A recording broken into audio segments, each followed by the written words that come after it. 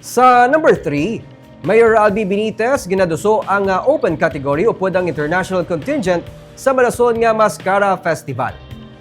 May 7 lang ka mga barangay ang nag-compete sa MassKara Festival 2024 Street and Arena Dance Competition, pero nakabig ni Mayor Albee nga di kalidad kag pang international ang ila sininingin performance sa Paglawom Sports Complex sa nagligad nga Domingo.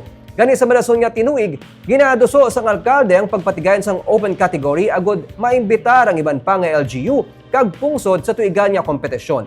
Nagapati siya nga ang makaganyat sang dugang pa nga mga turista kag mapasaka pa ang MassKara Festival sa international status. Gindugang sang alkalde nga kon basehan ang record-breaking nga kadamuon sa mga tumalanaw sa ginhiwat nga events, posible malabawan pa ang nalabot nga local income sang nagligad nga selebrasyon.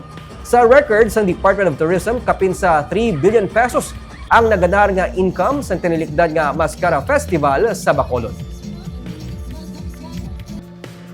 We want also international visitors to come. Daw, himuon mo lang daw the Olympics, daw mga international events that brings in all of the different international visitors sa imo. So when we get into that level, mas exciting din yan, mas beneficial sa syudad. So maybe if we invite international dancers to participate, we will also get international visitors.